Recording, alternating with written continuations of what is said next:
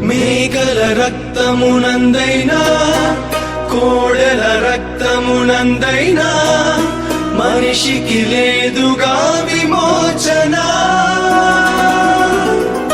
రక్తము చిందింపబడకుండా జరుగదుగా పాప ప్రక్షాళన. కనుకే క్రీస్తు రక్తంతో నివారణ. మరణ శాసనము రాసిన